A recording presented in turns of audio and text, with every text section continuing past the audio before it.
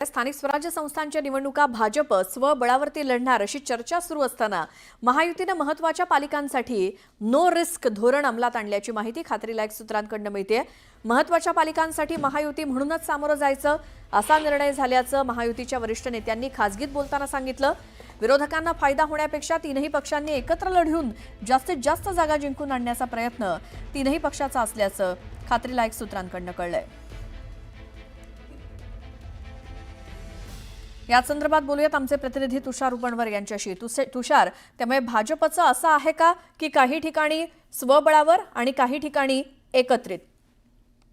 नक्कीच श्वेता, आपण जर पाहिलं असेल तर विधानसभा निवडणुकीमध्ये महायुतीने या ठिकाणी घवघवीत महायुतीला यश मिळालं आणि मुख्यमंत्री देवेंद्र फडणवीस यांनी आधीच जाहीर केलेलं आहे या पुढचं मिशन आपल्याला स्थानिक स्वराज्य संस्थांच्या निवडणुका आहेत। मात्र स्थानिक स्वराज्य संस्थांच्या निवडणुकांमध्ये भाजपा काही ठिकाणी स्वबळावर लढणार या संदर्भामध्ये बोललं जात होतं। त्यातच सर्वात महत्त्वाची महानगरपालिका म्हणजे अर्थात मुंबई महानगरपालिका निवडणूक।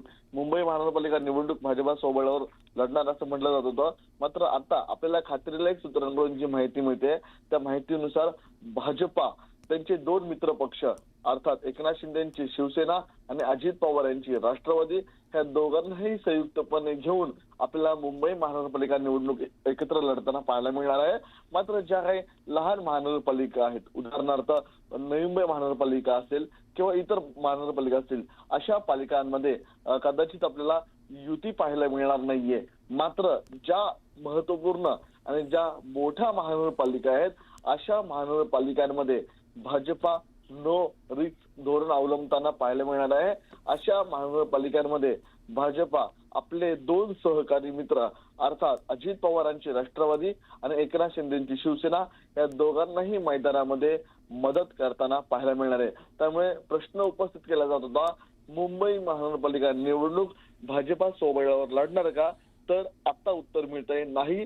भाजपा या दोन्ही मित्र पक्षांना एकत्रित घेऊन आपल्याला ही निवडणूक लढताना पाहायला मिळणार आहे।